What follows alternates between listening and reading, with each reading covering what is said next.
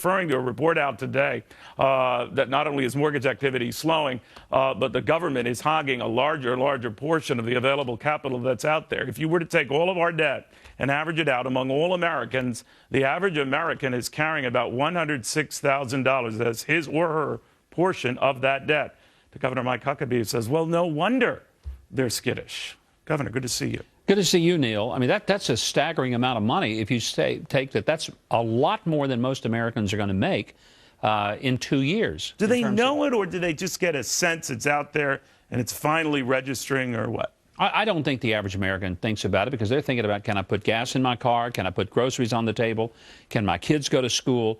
When you remind them of it, it sort of is a jolt, and they say, oh, my gosh. But I think every American looks at that as something that I got to worry about someday, but not today. The word mañana comes to mind, which means not today. Yeah, not going to worry right now. But obviously, when Washington doesn't worry about it, a lot of folks look at this and say, well, I'm hearing something about banks not lending. I'm hearing something about a big bank that had a big drop in its mortgage business. I'm hearing this talk about biotech stocks that are losing steam, IPOs that aren't what they were. And they piece it all together. I don't think necessarily, like a lot of these nerds like myself do, and say, well, it doesn't feel right. You get that? It doesn't feel right. I think to a lot of people, and I'm talking about the hardworking Americans, and there are a lot more of them than there are the folks who are going to watch the stock ticker all day.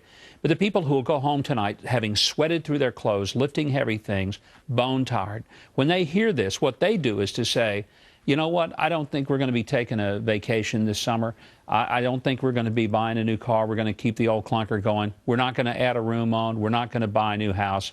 We're going to draw in. You know what? Those folks have more sense than the government does, because the government keeps spending money. These are the people who stop spending money because they do have at least some perspective that they can't spend what they don't have, and they can't borrow what they can't afford to pay back. But the government should pay attention to them, because if they start cooling it on their spending or withdrawing their cash, what we heard out of Bed Bath & Beyond yesterday, out of the Gap today, and certainly out of J.P. Morgan Chase with its own lending business today, then that could be setting us up for something bad, if again, it were to continue. Well, I've always believed that there's a sense in which there's some validity to trickle-down economics. If it's good at the top, it eventually gets down to the bottom.